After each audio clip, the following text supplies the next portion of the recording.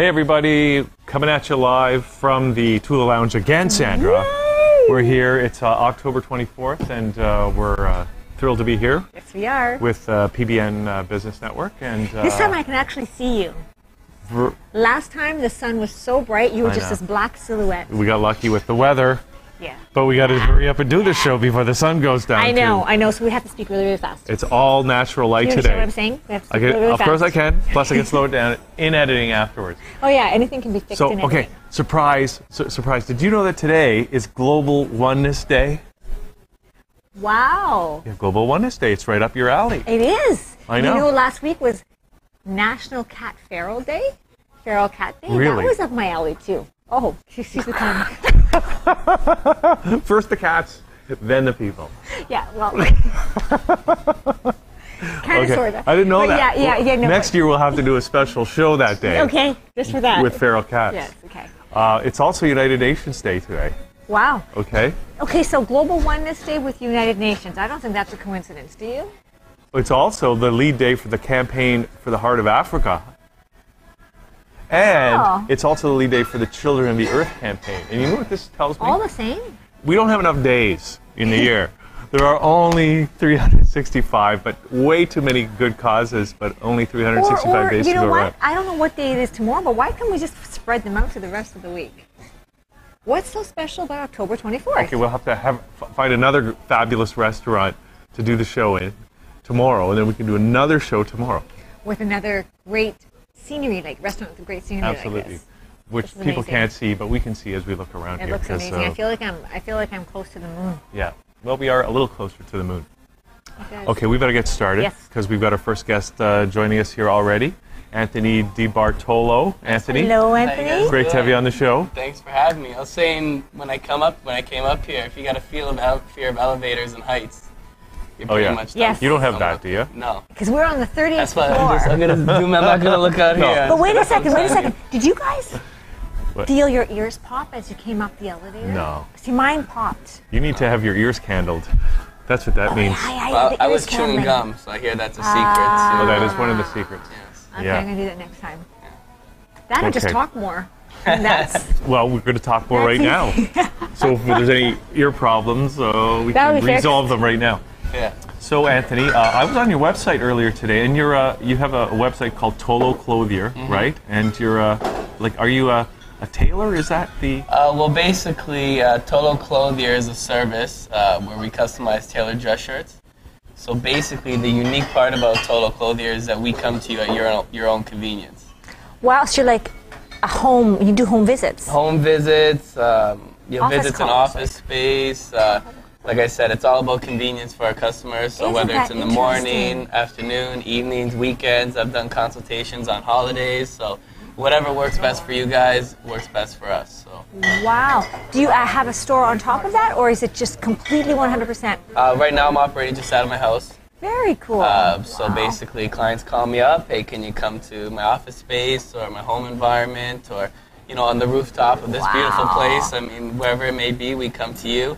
And we size you up, and you basically design your shirt, and it's a great service. So far, so good. So you don't have to tell people that you work from home. You could tell people that you work from the First Canadian place. Yeah. Hey. Right? Because you're going out to them anyway, because it's all about customer service, right? Okay, wait, can we restart this interview then, We could take that out.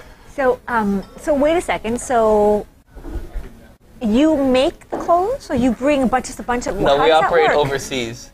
So basically my job, I come, I size you up, take all the measurements, and then you pick what kind of shirt fabrics you want, what kind of collar designs you want, cuffs, pockets, plackets. We also do like inner collar fabrics, inner cuff fabrics, inner placket fabrics, buttons, embroideries.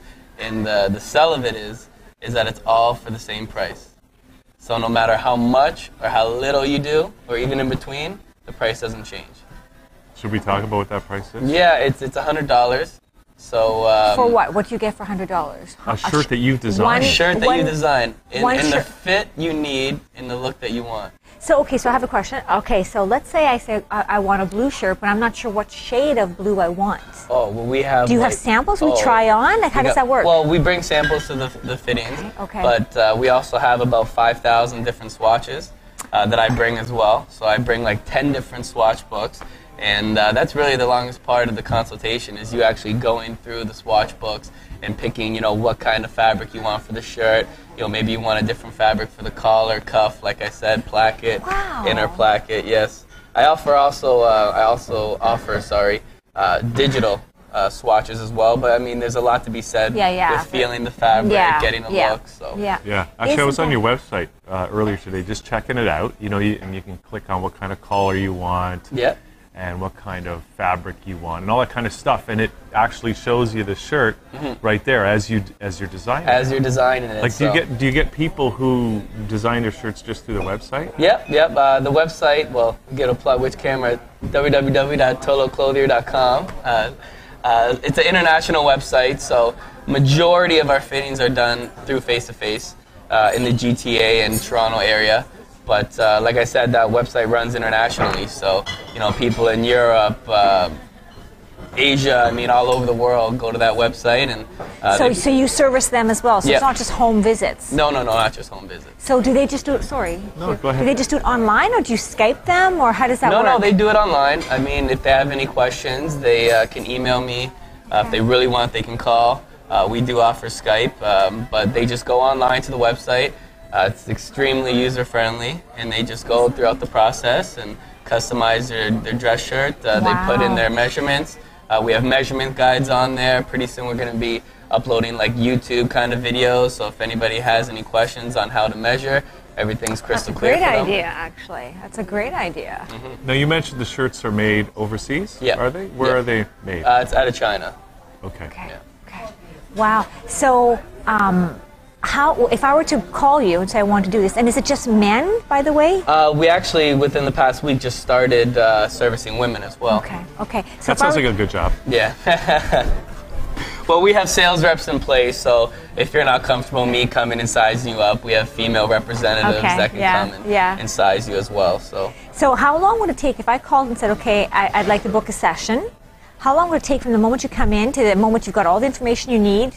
It's a 2-week turnaround time.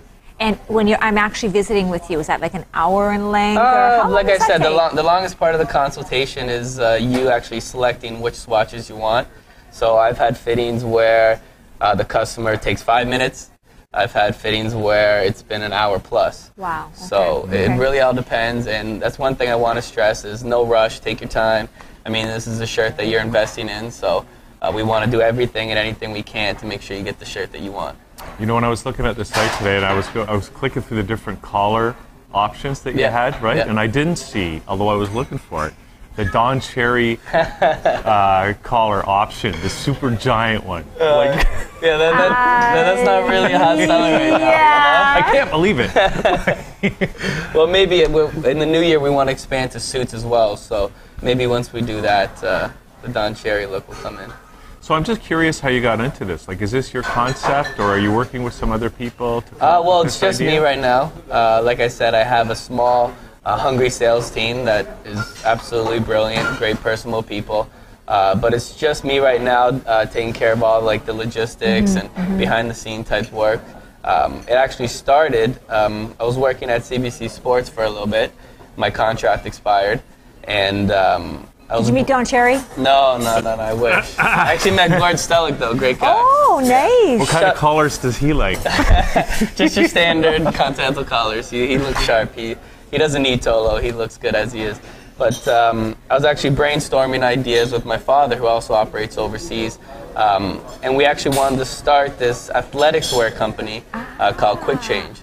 So it's almost like a Lululemon meets Under Armour meets Roots kind of deal. And my sister, who is a corporate lawyer, she just spitballed the idea of, there should be some service where people come in at the customer's convenience and size them up for tailored dress shirts. People in my practice would love that.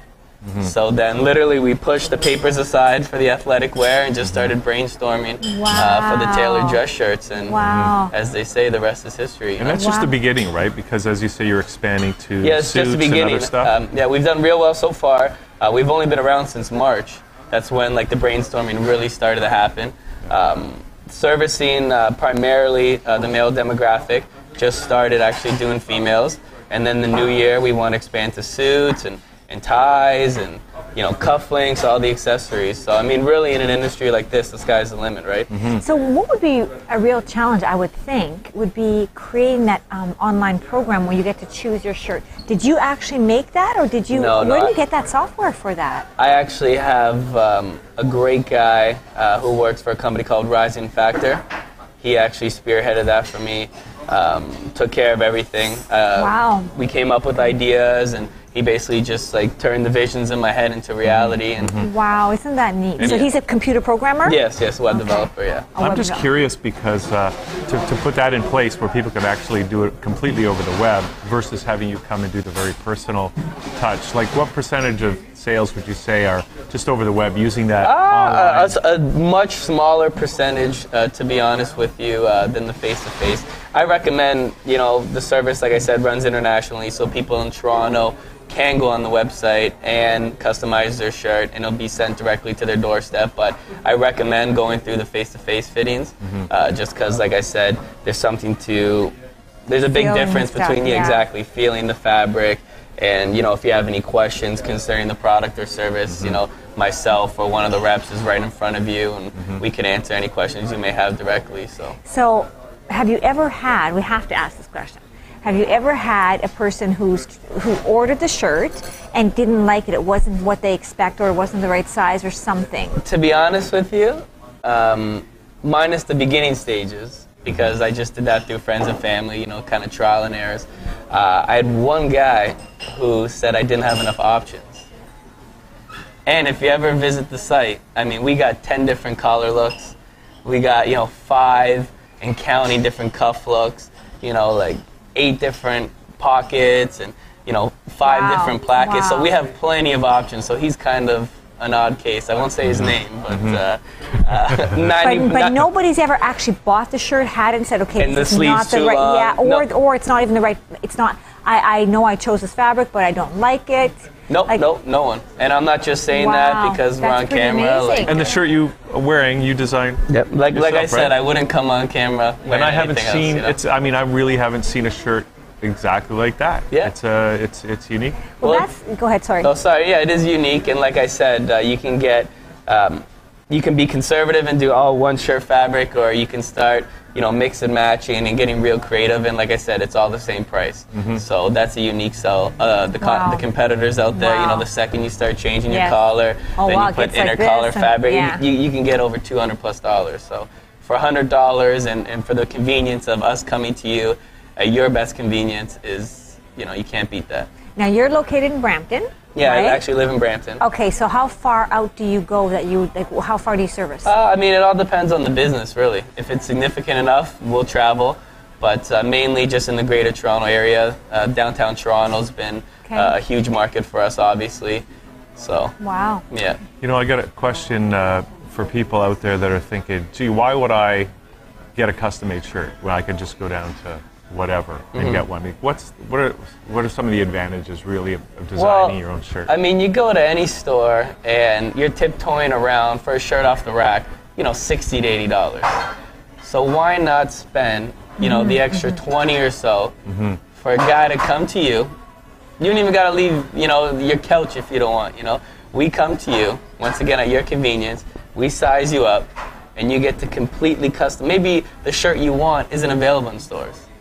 So why, like I said, why not pay the extra $20 or so for you to find that shirt design that you want in the fit that you need? I mean, and think about it too.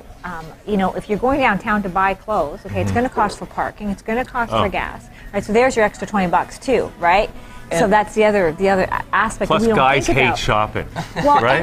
Okay, Well, so it depends. I mean, I don't mind here and there. Well, a lot of guys. Yeah. So most guys Some hate guys. shopping unless it's for shopping for electronics or Except stuff for like that. the toys. Yeah, the toys. So that's the advantage for men, and for women. Women hate going to the stores, and it's a gazillion things have the same thing. They have like one, you know, blouse, and it'll be all these different sizes, and then you're on the subway and you're standing right beside somebody who has the same shirt as you, and you're thinking, oh my God, I'm so embarrassed now.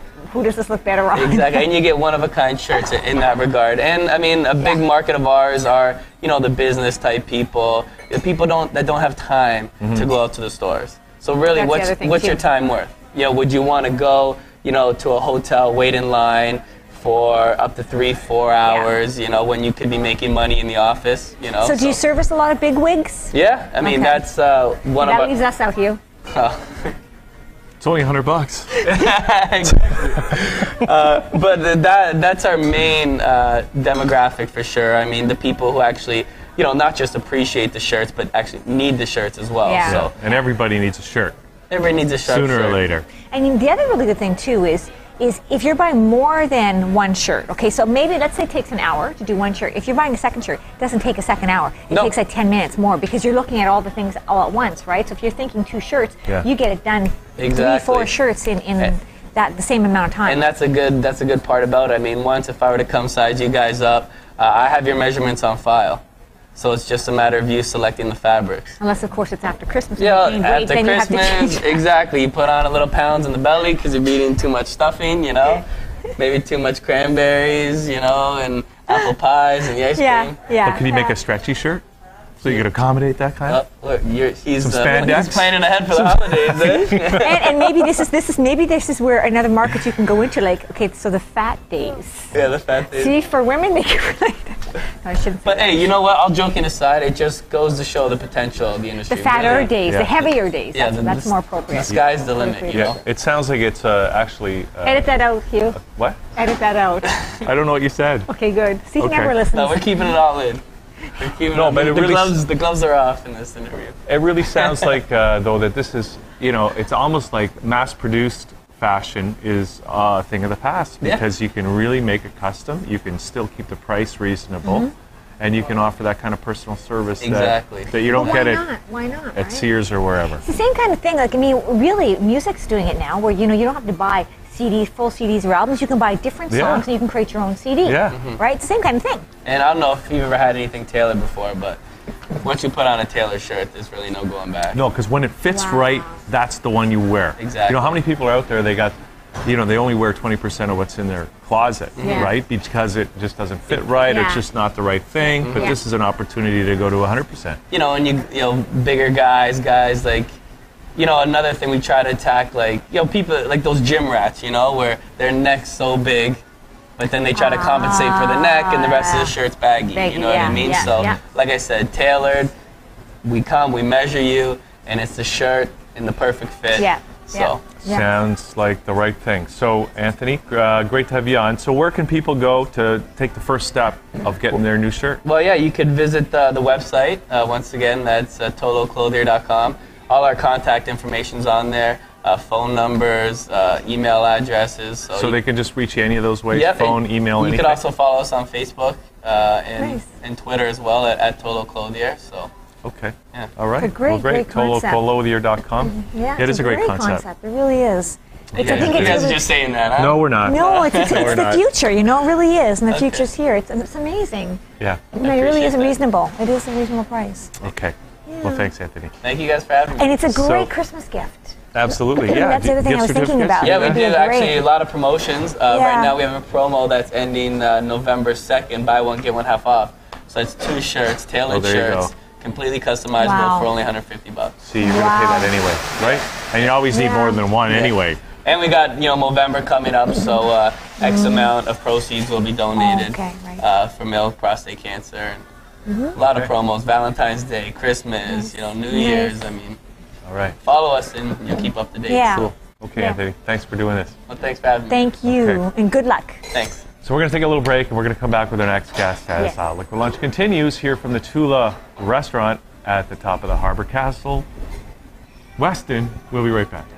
Hi, I'm Roberta Bonder. Welcome to the Earth Summit and the last one. Very, very easy. The Earth Summit is not only about countries or governments' environmental policies, it is about you and your individual responsibility. Examine the way you live your life and how you can make a difference by creating an atmosphere of education, awareness, and assistance in your own neighborhoods.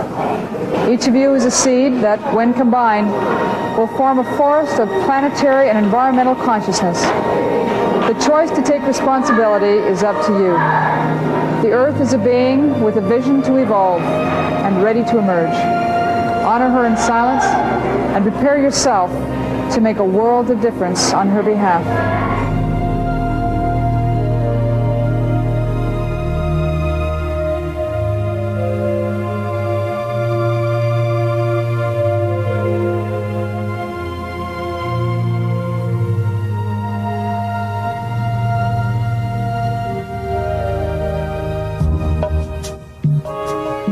The old man hunched forward, his head slightly bent to one side.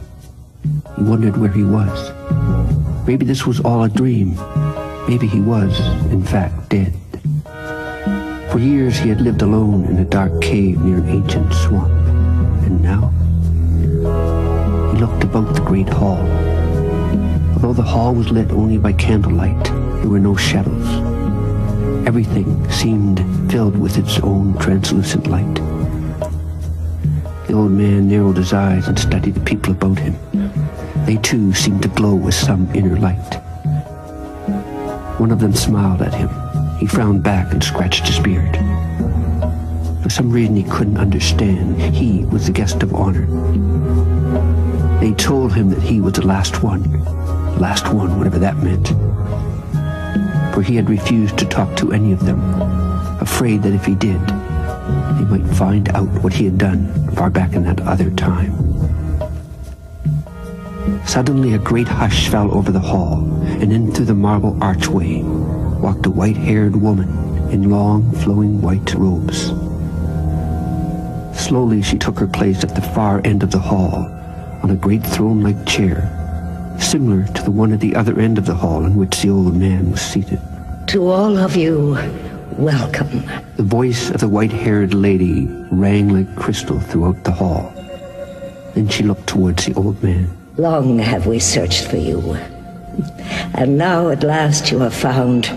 You are most welcome. The old man stared back at her. She was old beyond imagining, and yet, in the soft candlelight, she looked young and beautiful beyond belief. He could not remember ever having seen her before, and yet, she awoke deep within him long-forgotten memories of that other time. This is a day of celebration, and as our custom, we begin our celebration with the story of that other time. Far back in that other time, humankind was like a butterfly about to emerge from its dark cocoon. But it was a timid butterfly, afraid to leave the comfort of what it knew. Back in that other time, humankind had everything they needed to go forward, yet they clung to their old ways. In fear, they held to their old beliefs. It's hard for you who live in love.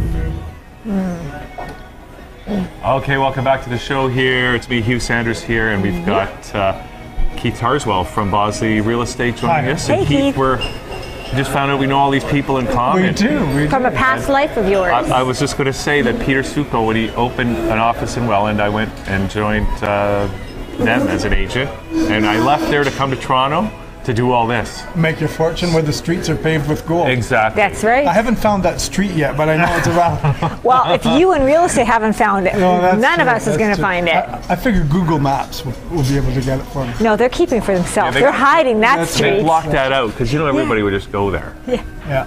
Okay. Well, I've heard. Well, we've heard Toronto real estate is Boom. it's a golden market, right? And it's still going pretty good, despite people saying that. Oops. It's still a demand market. Yeah. But we experienced realtors say the market's between your ears. In other words, you make your own market as a salesperson. Okay. However, for the public, the market is good. Values have gone up. It's a good long-term investment. So you're talking from a selling perspective, not a buying perspective. From a buying perspective, it's never a bad time to get into the market because real estate's a long-term investment. It's not a commodity, and I think the media and with a lot of people buying condos before they're built and then selling them just before they close, they are starting to treat it as a little bit as a commodity. Well, remember the old days when people would buy a house to live in? Yeah. I was at a new condo development that was over on Queen Street West, the broker's invitational event. And we looked at the plans, and one of the people I was with turned and said, these weren't made to live in. They're just tiny. But that's the exception. It's not particularly the rule. Wow. Well, Okay, so the condo, I've been in some of these condos, and actually, if we look out the window, we can see lots of them around here. Cranes everywhere. And some of those units are pretty small that I've been in. Yes. And, you know, like bedrooms that are too small to fit a bed in. Yes. It's that kind of thing. Wow. And it's just, it makes you wonder, you know. How people are doing it. Yeah. How are people doing that? Well, it's a way to get into the market. People, first-time buyers are pretty much because of the average price in Toronto. I don't mean the GTA, I mean Toronto. The average price has gone up for a house, a single-family house, that people can't. First-time buyers, late 20s, early 30s, they haven't got, unless they go to Bank of Mom, they haven't got the wherewithal to put a down payment. Yeah. What is the average? $500,000 Okay, house. so that was my question. What is Yeah. the average price for a home in Toronto? $500 to $600? Between that, depending on the area. But doesn't that include the condo market? Or No, the condo market, you can get into a good one-bedroom apartment, condominium for $330, $370, depending on the location. Okay. The view, the floor. Yeah. Okay. Wow, that's insane to me. That's just insane. It's all that about it's affordability. That much. That's not affordable. That's the whole point. Well, you know, we're in a pretty good interest rate environment Yeah, right now. That also plays into it. Yeah. So When you consider that the cost per thousand on a mortgage is very, very, very low. Okay. A little over, almost $4 per thousand. So,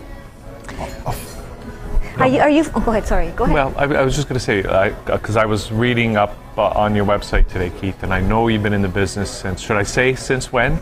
sure. Okay, since 1980, which I was started in grade 4. yeah. yeah. Wow. You were just. I remember when ingrained. 1980 was in the future.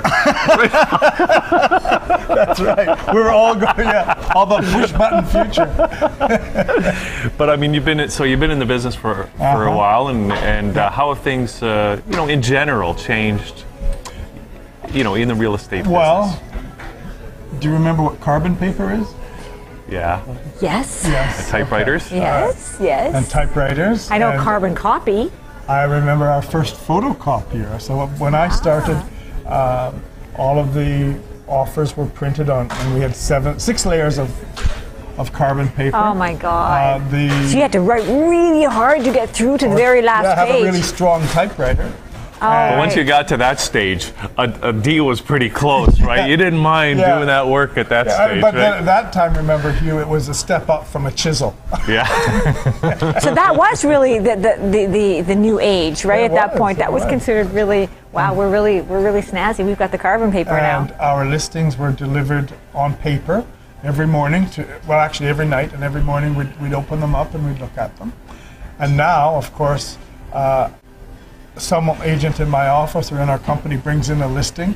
It gets what we call broker loaded. It gets put into the system, and with a stroke of a key, every realtor that's a member of the Toronto Real Estate Board has access to it. Wow. Instantaneously. Wow. Wow. And when that listing goes on the system, if a certain buyer's agent has subscribed to a service that will send out listings that match his needs, so that person will get an email saying, new listing fits your needs. So the market is moving a lot faster.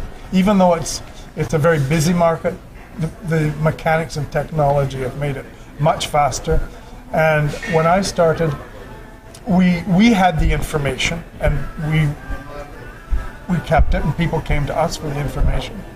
Now it's a question of everyone has the information, pretty much, and the public come to us to interpret the information. So I have access to that. Is that what you're saying? I have access to that information? For the most part. I don't have to be a real estate Well, you could agent? go online and look at almost any listing Yes. you wanted to look at, right? CREA, Which you the couldn't Canadian do in Real the Estate old days. Association, has a website called realtor.ca. Okay. And on realtor.ca, it's an advertising site, but you can get a lot of information from different listings. If you are working with a real estate agent and you've engaged one as your representative, as a buyer, that agent can send you about 90% of the information that's available to the real estate agent. He can just send you the listing. What's not shown is some private details belonging to the seller, the mortgage amount, and some information perhaps about showings and so on. But that stuff is not really relevant at that stage. No, it's not relevant at that stage in the purchase process. Okay. So let's talk about Toronto for a minute, because people are kind of raising the specter of there being perhaps that we might be in some kind of a housing bubble, somewhat similar to what happened in the U.S. But you've got your ear to the rail, or whatever you want to. The market here in Toronto. What's your assessment of the situation in Toronto? I think right now we're taking a little bit of a breather. I think the media has played into, with all due respect. Well, I think too the government is really trying to prevent a major deflation of any bubble. That's right. That's right. And they changed the mortgage rules a little bit, so you need a little bit more money to get into a property. There's a lot of people who feel that we're at the precipice of going down. I doubt that very much, because we have a lot of people coming into Toronto. We have a lot of empty nesters, not only immigrants, but we have empty nesters who've lived in the suburbs. They want to come into the city now. Many of the condominiums and single family houses we sell close to downtown, which is basically our market, are bought by people who are empty nesters. We've actually had people come to us and say, we're selling our house to get rid of the kids. Well, that's a different. Well, that's a different market. Yes, it certainly is. But kids are staying home a lot longer now too, right? That's right. So they can save the money because the mortgage costs and everything else has gone up, right? Or you just said to get in now, it costs a little more money. That's right. Right. So kids are staying home longer. So that's very funny. Yeah. What a twist. Yeah. That's interesting. How about you're talking about people moving back downtown from the suburbs, and I just wonder, do you see any trend to there being, and maybe I'm wrong about this, but at one time, like a bungalow was a bungalow, whether it was downtown or whether it was out in Scarborough or in North York or Richmond Hill, but now do you see any trends towards where the people want to be downtown more, like a higher demand for downtown? Definitely. Well, look at all these condominiums. Yeah. These are mostly young people who want to be where the action is, and then the empty nesters coming back in. They don't want to necessarily be in a suburb where you have to get into your car to do anything. Well, because that commute is getting worse and worse every day, no matter where you're coming from. We're not making any more roads. Yeah. No. But you can remember Hugh and Sandra. 15 Yeah. years ago, 10 years ago, traffic was a little bit lighter. Well, when lighter. Yeah, I mean, growing up, not me, but some people growing up in Rexdale, I mean, going downtown was just you get in your car and you go downtown. Yeah. Now that's an hour ordeal. Yeah. Right. Even at a low, even if it isn't rush hour. That's true. So the city, in a sense, is getting bigger. Well, more condensed. So time-wise, it's getting time-wise. Yeah. So what makes Bosley different? What makes what you do different than other real estate? We are what's called a full-service company. Okay. We're an independent brokerage. We have longevity. The company was founded by the current owner's grandfather in 1928, which is a long time for a company. I don't think they had carbon copies even then. No, I don't think so. Didn't need them. What was the price of a house at that time? Wow. That was the time. That's when you should have got into the market. That's right. We're selling houses. The company was selling houses back in the 1930s in Rosedale for $18,000, and in East Toronto. That's a monthly TTC pass. For pretty much $3,000, $2,500. Oh my God. Wow. Yeah. Well, but that goes to tell you, the people buying those then might have been complaining about the price. Of course. So the only time to get in is right now. That's right. Right? Because in 10 years it's going to go up. It's going to have gone up. Most people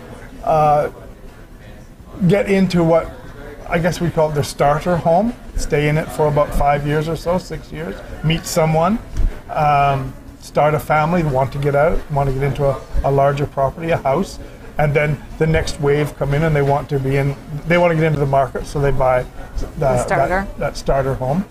So just you mentioned the full service aspect of Bosley, and I was on the website and I noticed, correct me if I'm wrong, but I think you've got mortgage specialists there that can help people get the mortgage.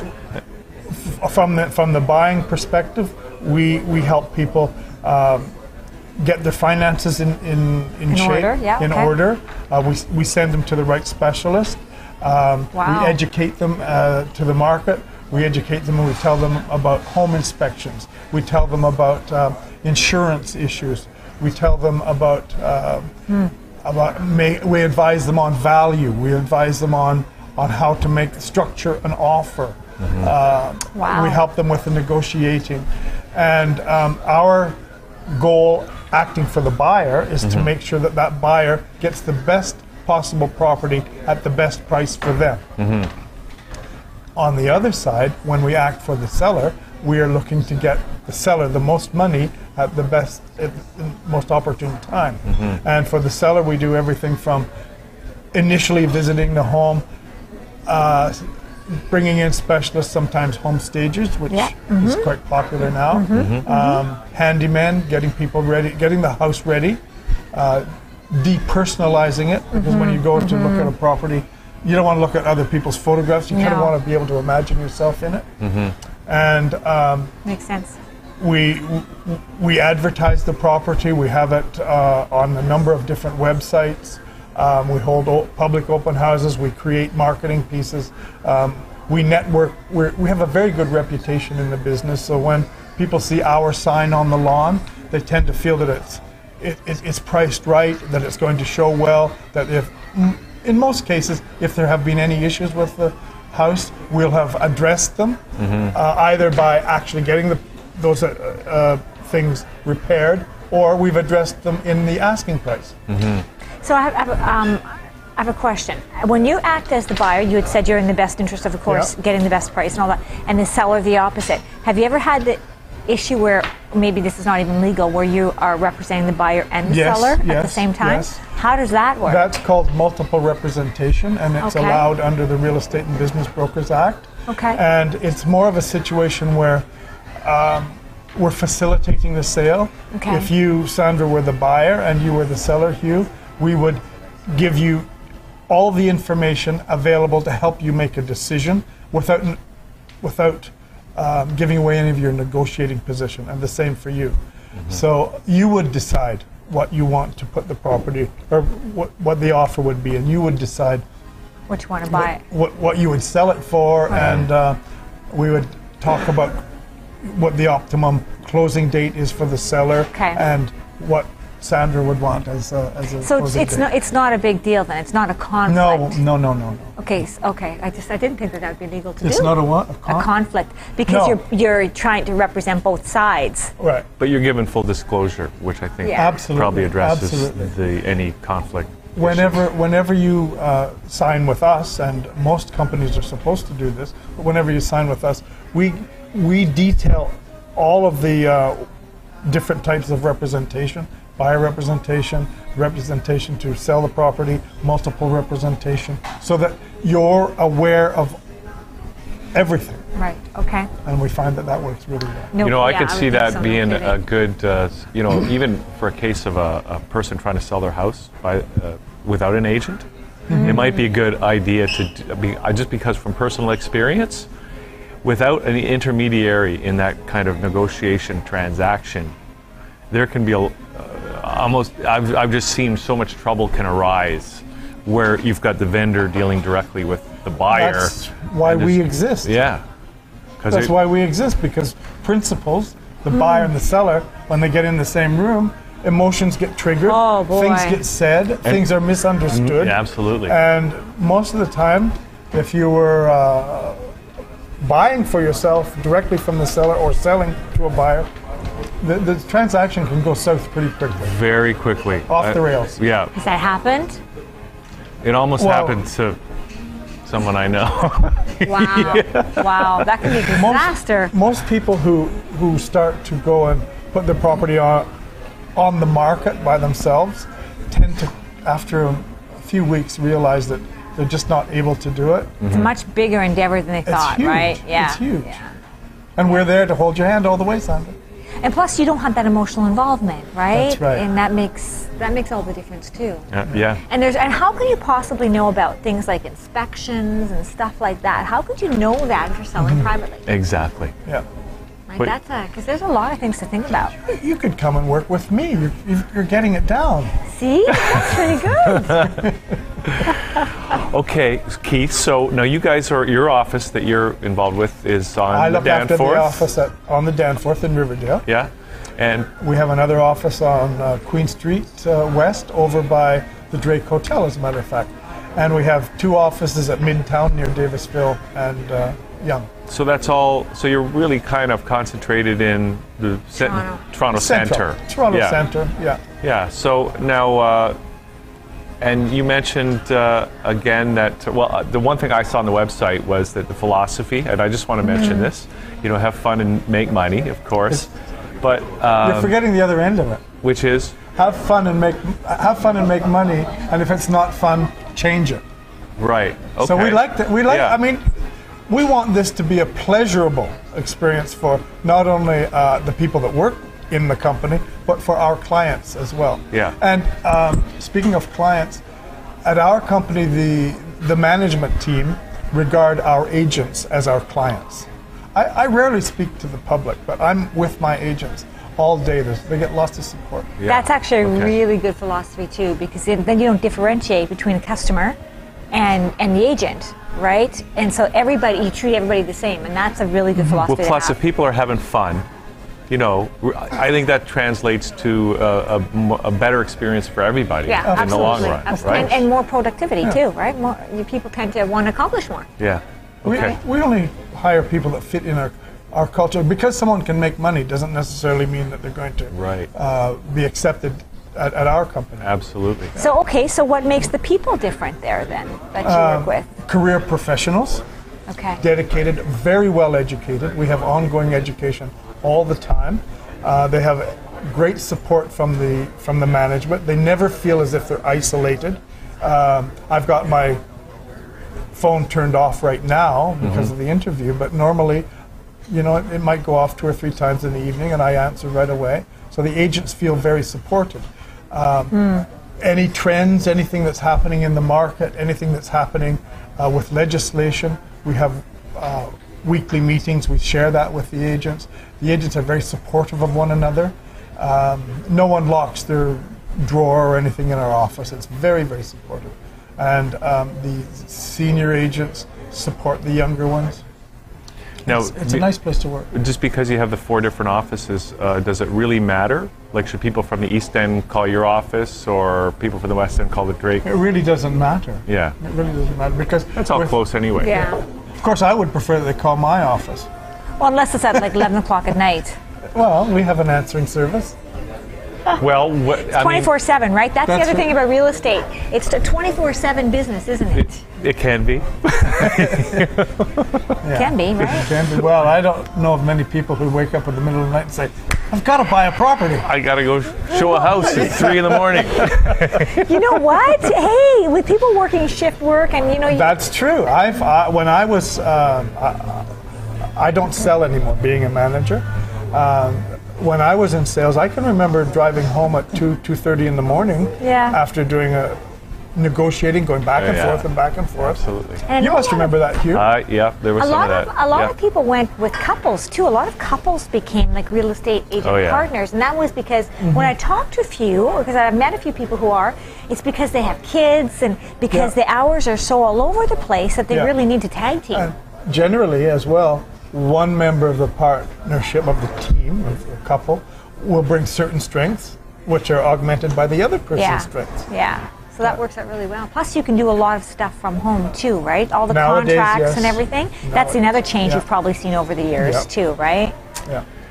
Well, Keith, we're just about out of time here, but is there anything else you want to let people know about? Call Bosley. What's the phone number? 416-465-7527. And what's the website and for people who want to check it out? That's right. It's bosleyrealestate.com. BOSLEY realestate.com. Thank you. Great. Okay. Keith, this has been great. Thank you. Good to talk. I think it just kept you up later. I think you might have. Thank you. That's good. It was great. We're going to take a little break, and we're going to come back with our next guest as Liquid Lunch continues here with the PBN from the Toula Lounge. We'll be right back. Thank you.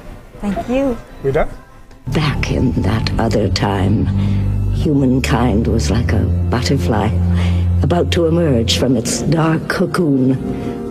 But it was a timid butterfly, afraid to leave the comfort of what it knew.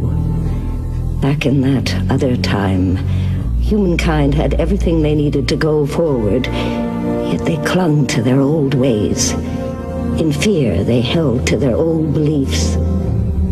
It's hard for you who live in love to imagine the iron grip of fear, but humankind lived in fear, and it was this that held them back.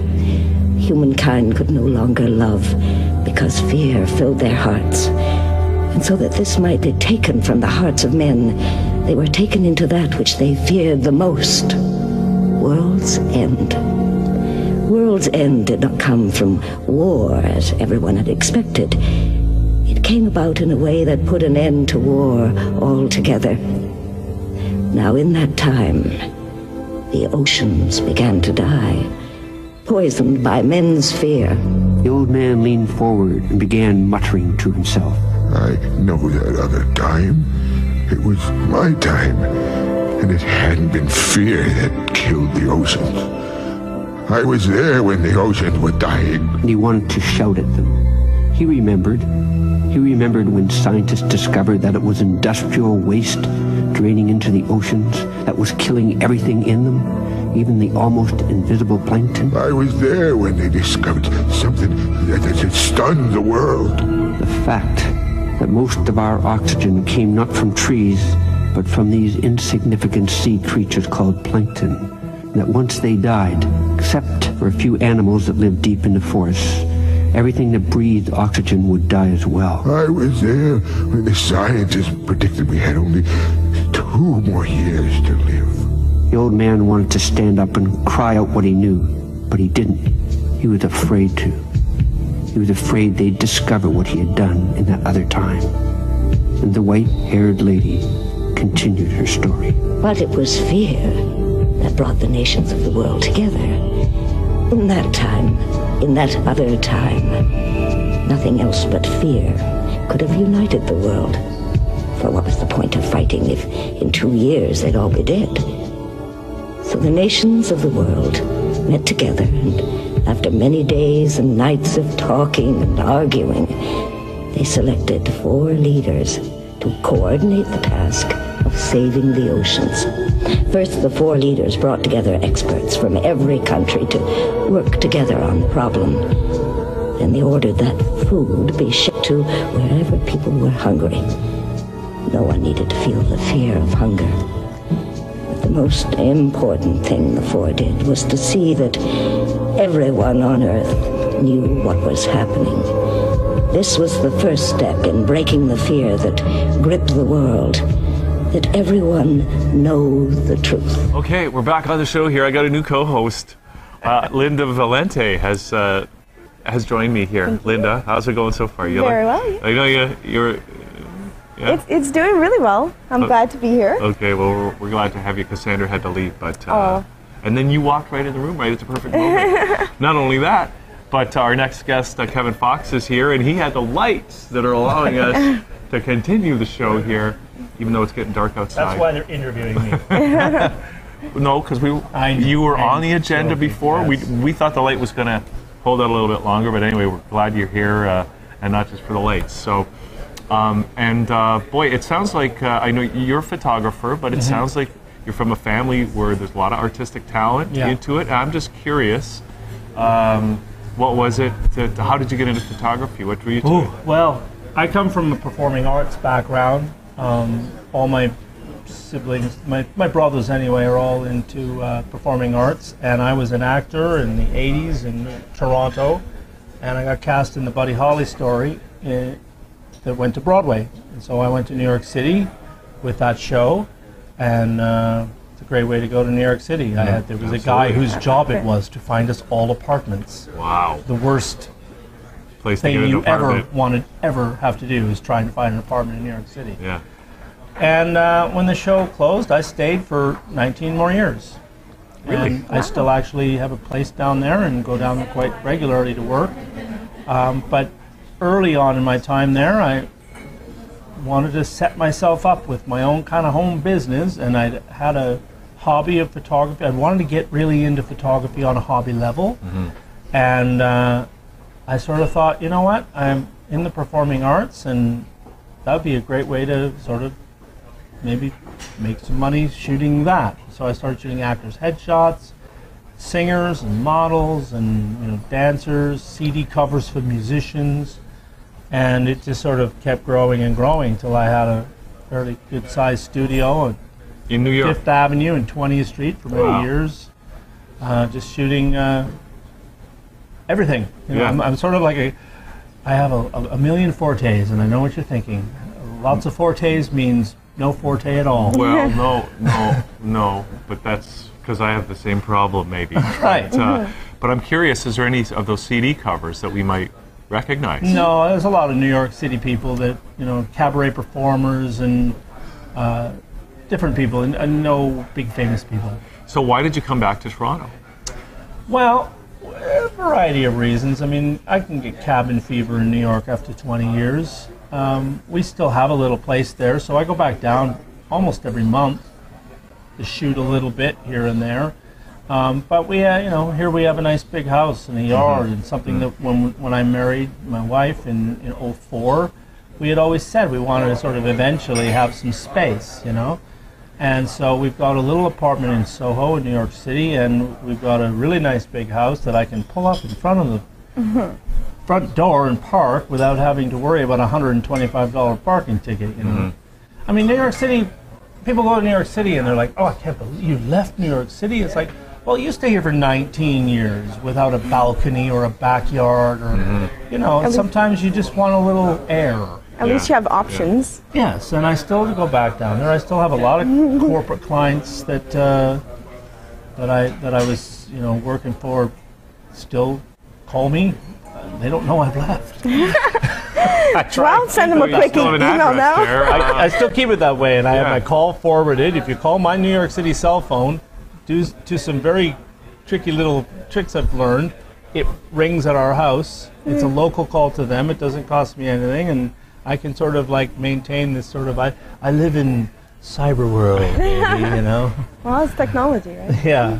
Now, I got to ask you, did you go to school for photography? Because I know in Toronto there's a lot of people that go to Ryerson or whatever and study New York City, I don't know if I one guy I used to share a studio with, went to school. Nobody really, it's sort of really a kind of learn on the fly kind of thing. Well, I mean, if you can do it. Yeah. And people like your work, I mean, I guess you don't. And I come back, I mean, I've been at it so long now. I mean, I started shooting professionally in the early 90s, when you had to actually put film in a camera.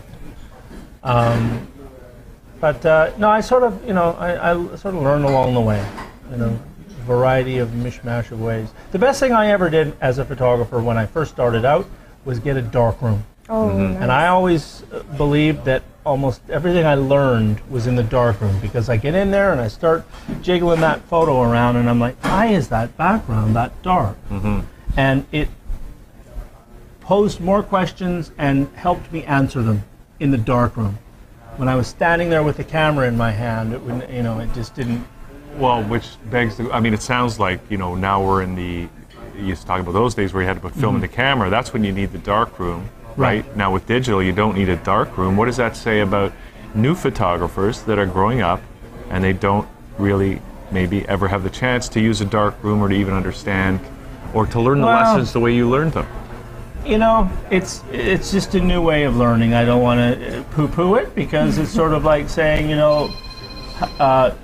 digital recording now is, like people are recording albums digitally in their basement, and they're coming up with quality that's better than you would have gotten, 30 years ago. I'm not going to say that, they're harming themselves because they didn't learn the old-fashioned way. The old-fashioned way doesn't exist anymore. I don't have a camera that I could put film in, anymore. So. But are there still some purists, like these audio people that insist on listening to a vinyl LP versus digital, and what about photography people that think the only same people way? that still are into film are people professionally would be a fine art photographer that has no clients and has no deadlines. I mean, I've been on shoot. I mean, I remember this one time, this company I've shot a lot for, and this art director, really great guy. We had to go way down the Jersey Shore from New York City, and he drops me off, and he's calling me like, an hour and a half later, saying like, so when can I see the pictures? And I'm like, I haven't even got home yet. I'm not even at my computer. It's like, we really need to see those pictures, And it's like, everybody wants to see them immediately, and there's nobody that will tolerate, well, I'll drop the film off, I'll get it on Thursday, I'll be able to show you contact sheets by Monday, It just doesn't happen, A fine art photographer that has all the time in the world is about the only one left that might pretty much, work in film. Now, you're here tonight for the PBN event, and what are you doing? You're just taking I'm headshots? Shooting headshots, coming headshots for people that coming in that might require it. But as you mentioned, you've done almost every kind of photography or many different kinds. I've shared my studio, and I've shared other people's studios with a million photographers, and every single one that I've ever had their one thing they do. One guy shot children. One guy shot cosmetics. Every single photograph he took was from here up. That's it. Whereas I got into performing arts, I did a lot of, like I say, actors' headshots and models and singers and dancers, and I did a lot of off-Broadway theater. I did the production stills for that, publicity photos and stuff like that. And, because I did headshots, when all of a sudden, the internet comes in, all of a sudden you now, never before did accountants and lawyers need headshots.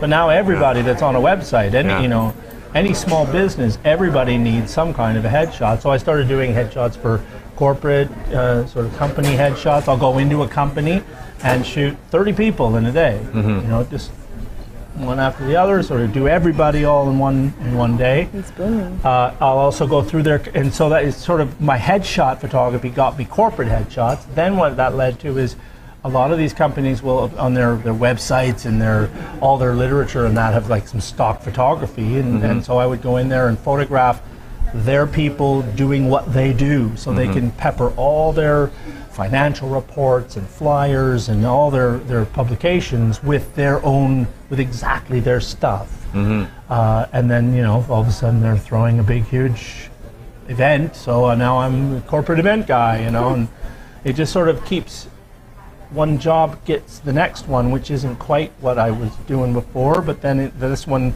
it just starts branching out, I started doing food and product shooting, I don't do a whole lot of that, but I talked to a guy 3 days ago, and it looks like I might have a monthly gig doing their monthly products, So now you mentioned the fine art photography. Do you get into any of that kind of stuff? My wife is constantly trying to get me to do more of it. I get so busy. What does that mean, though, for you? Because that's something where you got to have the creative impulse, I would think. You can't do it because somebody else wants you to do it. Well, exactly, yeah. But, I do have the creative impulse, but I lack the time half the time. And she's like, well, you just got to make the time, Yeah. I mean, we had this, she says, you have a studio. You have everything. You're in the middle of Manhattan. You have the studio. We have everything that you need. You shouldn't waste that. You need to implement that, use it. So just for a minute, just assuming you had all the time in the world, right? What would I shoot? What would you do with that? Well, I'm going to go straight to the first idea that happens, and it actually comes from a job.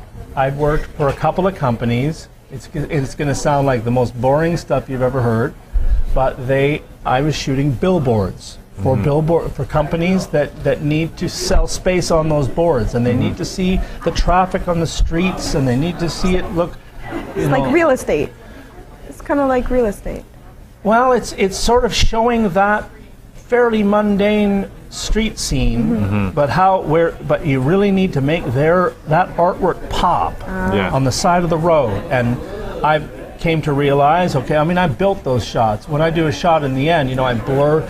I get a tripod. The cars get a little bit blurred. there might be not quite enough in that instance, so I'll sit there and just go bang, bang, bang, bang, and I'll layer in, put 2 or 3 more cars there, and I'll sort of like, and I've come up with some Toronto street scenes that are just gorgeous. And now, are we going to be able to see any of those? Yes, I will get you. I'll get you some of those. We're seeing. There's one right there. Right. And we'll edit that in. And so then what I did is my wife wanted me to make some greeting cards as a present, for some people, and I said, all right, I'll take those Toronto street scenes.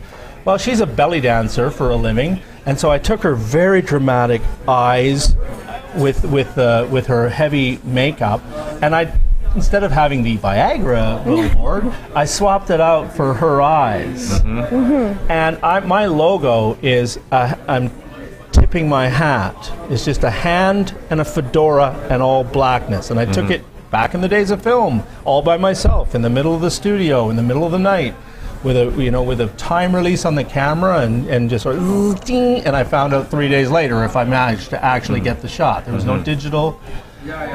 Anyway, so what I've done is I've gone back through all those street scene stuff, because one job I had to do was 17 billboards in 17 locations all around Toronto, and they said, you need to make these, Caledonia and St. Clair look spectacular. But not too spectacular because it can't look too fake, right? So I'm like, well, what do you want? St. Clair. So how do you Caledonia. do that? I mean, because I've seen some streets in Toronto that you think of as major streets, but I've seen it on camera, and it looks like some dour street in Northern Ontario, right? Or something well, like that. I'm telling you, there have been times where I have gone to one of these locations and gone, I don't know what I'm going to do here. I really don't know how I'm supposed to make this look good. But what I end up doing is building the shot, and I'll put a couple extra cars in, and I'll clean up all the sort of wires that are hanging. Photoshop. Oh yes, Photoshop is my middle name. So anyway, what I did is I put my wife's on bus shelters. I put my hat and like logo. And on the billboards, I put my wife's just this eyes, as you will see when we edit it. I've sold a bunch of those. I've given them away, and people said, I'm not sending those out. I'm going to put them in frames. And I'm like, Caledonia and St. Clair in a frame? That's hard to believe. You're going to start framing it. Well, for people from the neighborhood, at least as a start, yeah, absolutely. That'd be great. So my wife has always so these are amazing. You need to do more of this. You should have an entire Toronto street scene thing, Do you think or do you anticipate someday you'll have like an art show with your... I've had a couple, and I would like to maybe again. Yeah. I would like to, yeah. Okay. I think the ones that I've had have been too miscellaneous. I think those, I just sort of like, it was pretty hodgepodge. I sort of pulled together all kinds of things that I'd done, as opposed to, I think those work better when you sort of go, all right, I'm going to do Toronto street scene. A theme. Boom. Yeah. And just sort of for like... sure. With a theme. Yeah. Yeah. Okay. So now you're here tonight, and there are people here walking around that are going to have the chance to get their picture taken by you. What else are you working on, or what's next for you, Kevin? Well, I've gotten into the wedding market. I shot quite a lot of weddings in New York City and all the Eastern Seaboard, and so that's the next thing I want to get right back into. We've been back a couple of years, and we took the first year to gut a house and completely put it back together. So we're sort of just getting going again in Toronto.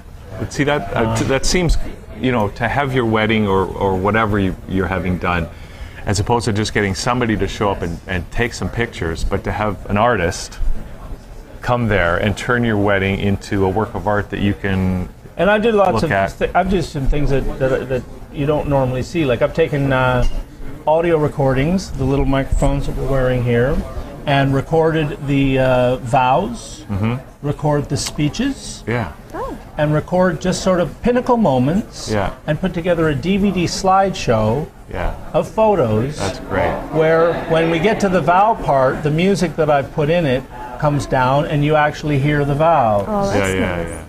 Or you hear, when we get to the speeches, you hear quotes, pinnacle quotes from the speeches mixed in. and it's not a video. And sometimes I think, well, if I could do this, I could do this, I could do this. And I'm like, you know what? Every time I say I could do this, I'm getting it closer and closer to a video. I am going to start shooting them where I do have little clips of video. But I still want it to be something very different from a wedding video. One of them, I actually started the whole thing with that old song, I think Frank Sinatra sings, I think everybody did. He did it, she did it, everybody did it, let's do it, let's fall in love. Old 40s song, and I went and I got all kinds of little clips of cartoons and pictures of like kids kissing, and there's a kid kissing the nose of a pig, and just sort of mix this sort of like, you know, montage to start the wedding video, you know. So I'd like to try and think of stuff that, you know, you don't normally see. Nice integration of creativity. Okay, well, we're just about out of time, Kevin, but All this is great. I think we've got a real picture of what you're all about and what you're doing here, and there's so many cameras, I don't know which way we're going. You don't have to even worry about that. But you know, this is Linda's first interview. Yes. Now, Linda, do you have any final question for Kevin here? Well, no. Well, I'm kind of in the same boat as you. I'm actually old school film. I still have. Is that right? I still have a film camera at my place. So I did, but I got my studio broken into in New York. And they stole everything. Oh, that's a drag. And so it just didn't seem to make sense to be replacing the film cameras. All you know, the insurance check went to replacing all the digital stuff. So, Kevin, we got to tell people where to get in touch with you if they want to follow up. What's the best way for them to do that? I have two websites. I have one is more of a studio website. It's www.foxphotography.net. And then I have another website. My wife and I shoot weddings and events and sort of family events, and that is called weclick.com. Okay, well, we're going to let people go to those sites and check it out, and we look forward to seeing what you're doing later tonight. And great to do this, Kevin. Thanks for coming on the show. Thank you. Thanks. Sorry, a little hot. We're going to take a little break, and we're going to come back with our next guest as Liquid Lunch continues here from the Toula Restaurant and PBN. We'll be right back. Thanks.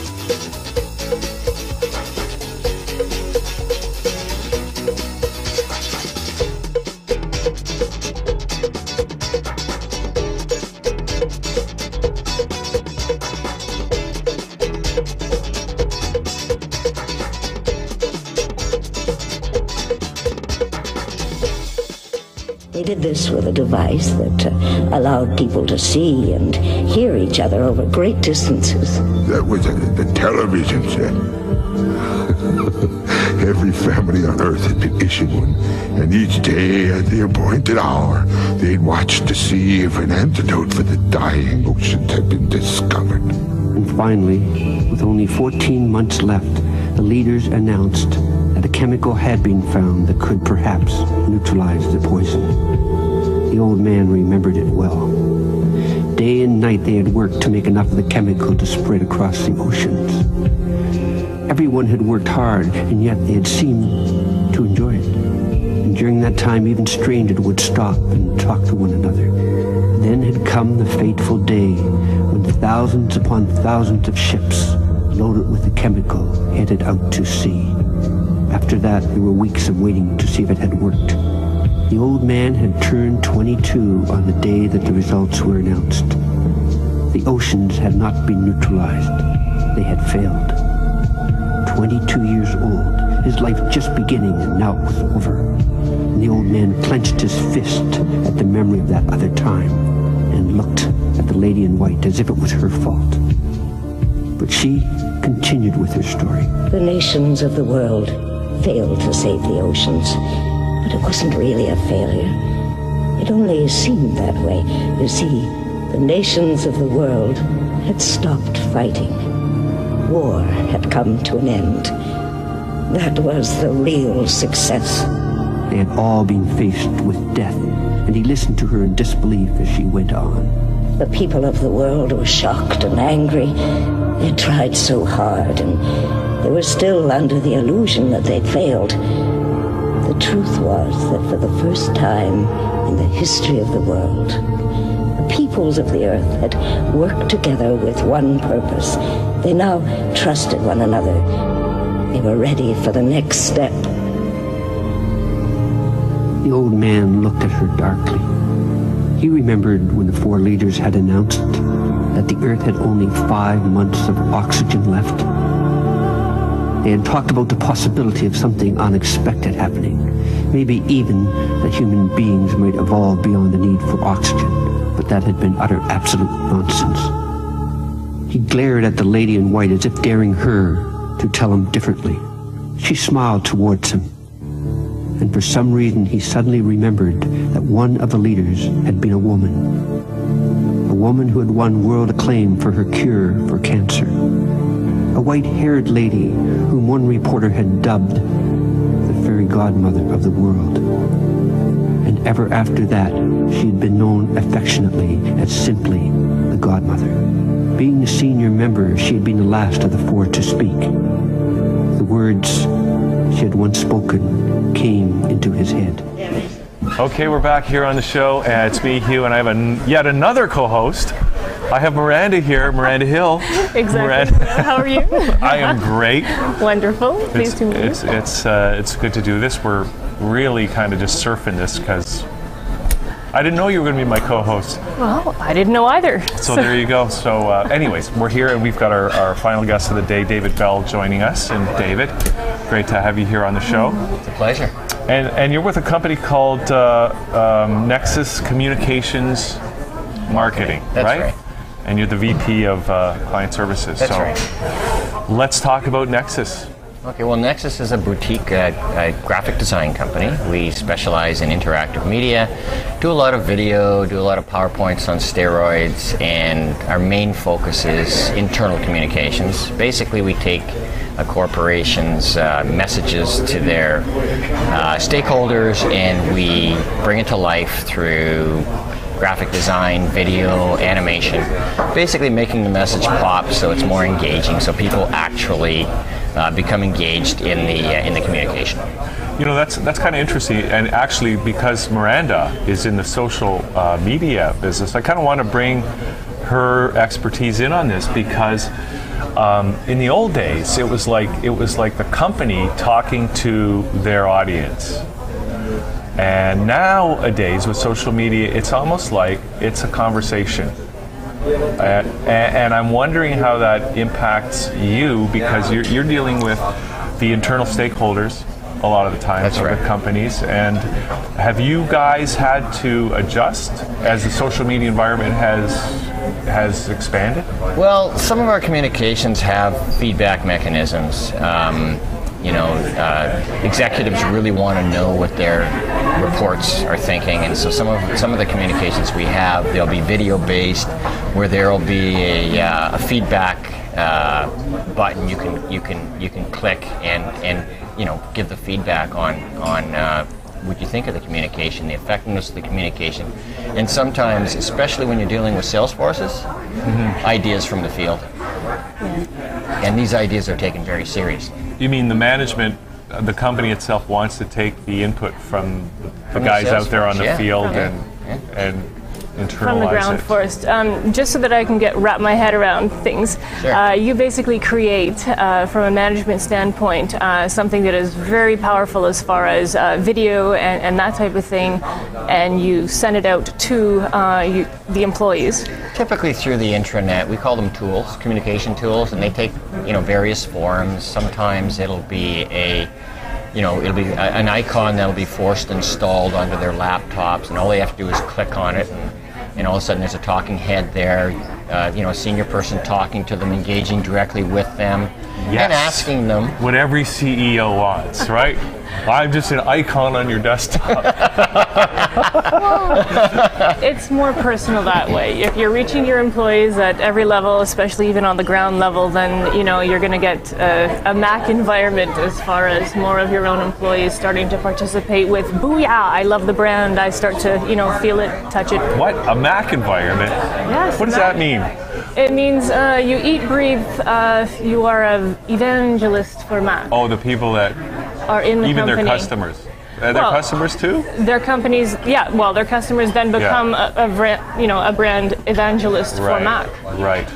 So that's for the most part what you're tailoring your programs to do as well, is to just let me know if I'm incorrect here. You're absolutely correct. It's. I mean, when I first got involved in sales, which was quite a while ago, the way it was the corporation decided what they wanted you to sell. They decided how they're going to package it. They decided what the key messaging was, and it was up to you to take it out there and jam it down people's throats. Yeah. And that doesn't work anymore, especially because of social media. People want to have an opportunity to become engaged in the process. Well, you can't push rope either. No, you can't push rope, and they're finally starting to figure that out, and because the environment is so incredibly competitive, they can't afford to send programs into the market that just aren't going to work, that aren't going to engage with the customer, and if they can't even engage with their own sales force, there's no way that program is going to make it to the customer. So the critical thing is they can't afford to spend money on initiatives that aren't going to work. Okay, so from Nexus' point of view, really, what kind of customers, or what are the kind of companies that should be dealing with you guys? That are, what do they need to be looking for so that you guys can come in and solve their problems for them? Any company that needs, like right now, we're working with retailers, and their big initiatives now. Target's coming in from the States, and Target is going to come in and they're going to take a big piece of market share. But what they're also going to do is they're going to raid all of the employees of our Canadian retailers. So our Canadian retailers are ramping up to, number one, keep their existing high-performing employees engaged and motivated. And obviously there's training involved because they also have to teach their retail employees to engage with the customers better, because if the customer walks in the door and leaves without making the purchase and goes down the street, then they've lost that piece of business. It all starts with the customer. It all starts with the customer. And also the retailers need to have engagement in the marketplace to be able to attract new employees as well, because they're competing with American companies like Target that are going to be, after the brightest and the best, as most corporations are. So now you're talking about going outside of the company firewall, right? To speak to the public. So there's the internal communications, employee engagement, rewards programs, stuff like that to keep them engaged and happy. And also, there's, if an employee is bored or isn't particularly happy in the position that they're in, it's being able to keep that employee by saying, hey, guess what? There's other things you can do. You can move laterally. You can go for a promotion into a different department that you may be interested in. So it's keeping that employee engaged. Because the investment's already been made. And, with the training programs and everything else. Now, so that's, you guys, though, as a graphics company or communications and marketing, maybe it goes beyond, communications and marketing, but at the strategic level, do you guys help these companies to craft their strategy? Well, what we do is typically in a briefing session, the client will tell us what the challenge is, and we'll go away and we'll come back with a potential solution for that. But we find more and more we have working sessions with our clients. Yeah. So it's a lot more interactive instead of us, coming to them and jamming a solution down their throat. We want to engage with their internal stakeholders to make sure that we're on the mark.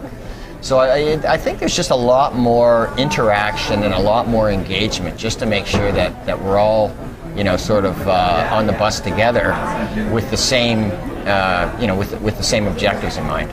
So with that kind of openness that you bring to the table and eliciting the company to come up, in a sense, with their own solutions, what is it that Nexus brings to the table that's different and unique, that even though these companies, you're helping them to come up with their own solutions, what are you guys bringing to the table that other companies aren't? Well, I think all of our solutions are custom solutions. We don't have, we don't go out and sell stuff. We don't develop a program and then try to sell the same program, to 10 different clients. All of our solutions tend to be tailored because every company has their own challenges, and plus we have amazing graphic design. We've got some great designers, and we make the message pop, and we bring it to life. Our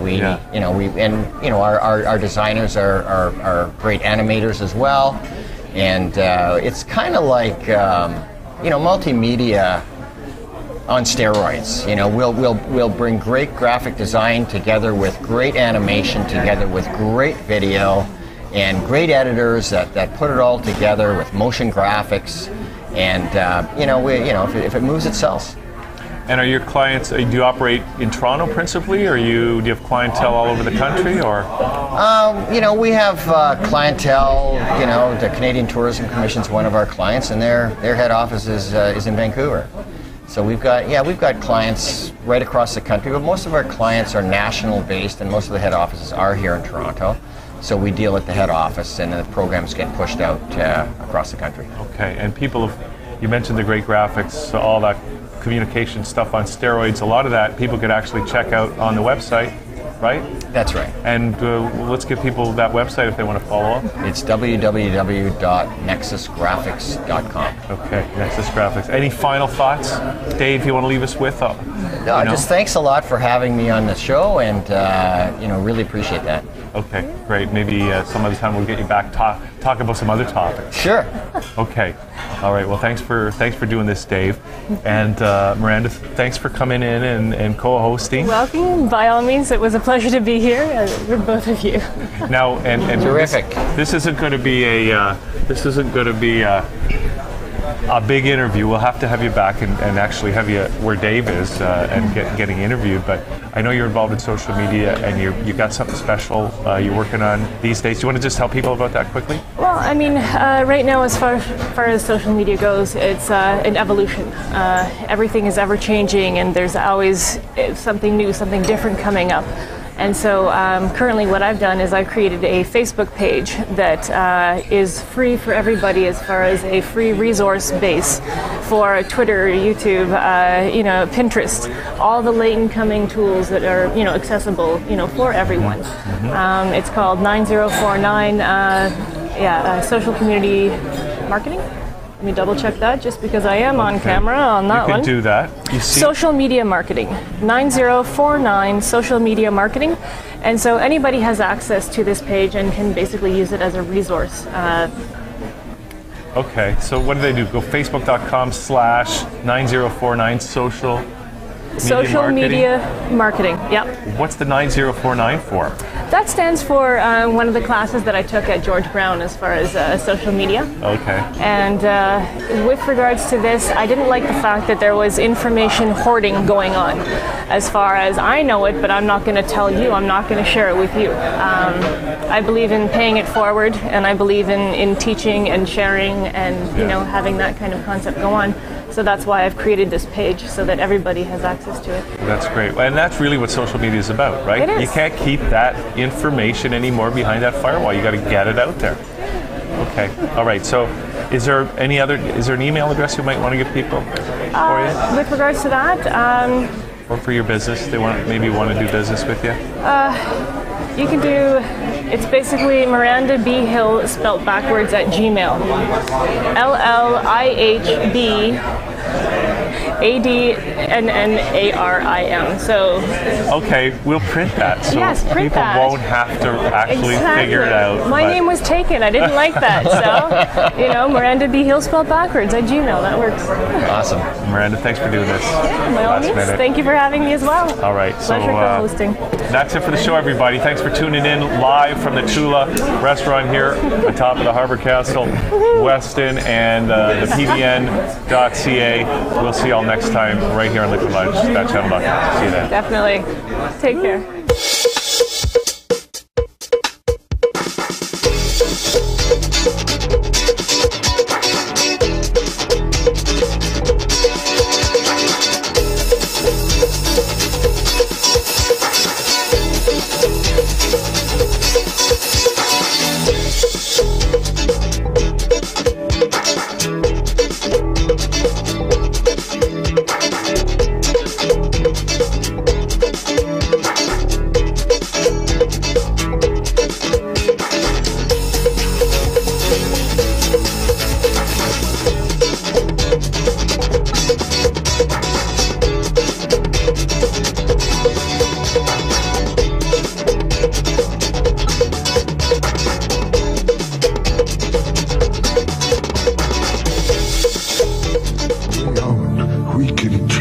I know most of you believe it is impossible to really change, to become something different than you are, but it is not. However, first, we have to let go of our old beliefs. We must accept the fact that each of us is responsible for what has happened. We cannot blame one another. But the old man didn't want to even think about what he had done, and he let his mind drift away unto other things.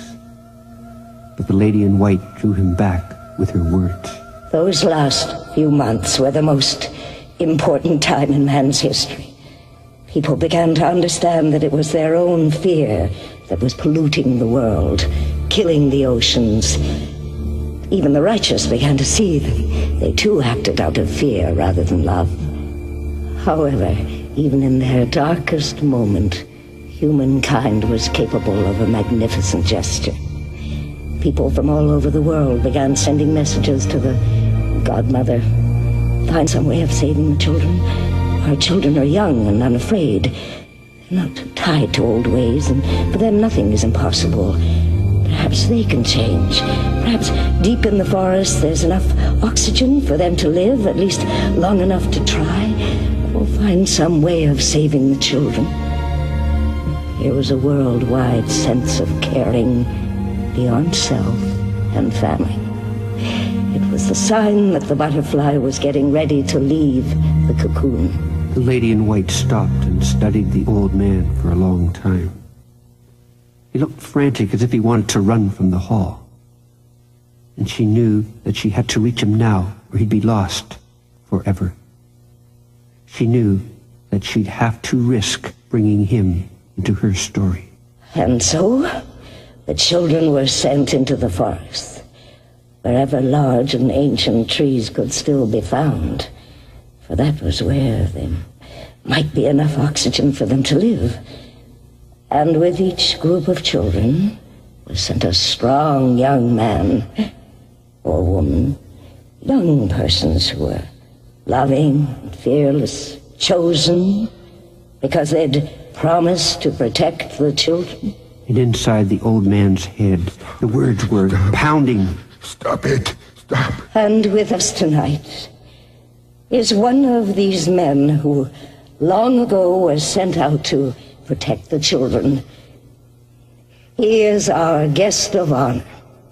Everyone turned and looked towards the old man, and words were exploding inside his head. It's a lie!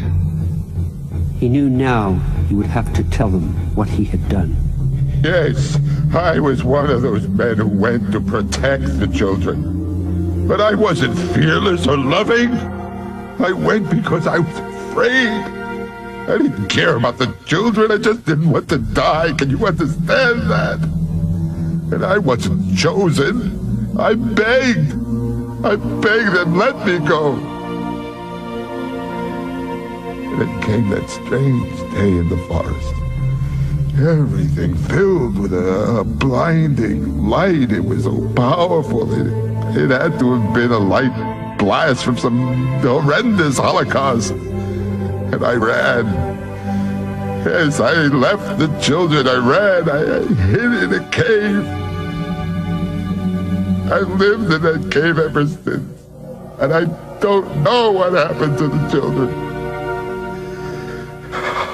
Suddenly he had a strange thought. These people looking at him, they were those children grown to maturity, and they had come back to judge him. Yes. I left you to perish in that blinding light. All I thought about was myself.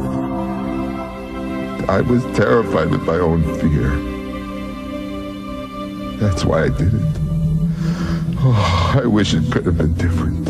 He sank back into his chair and stared blankly at the floor, while tears of shame, guilt, and then relief ran down his face.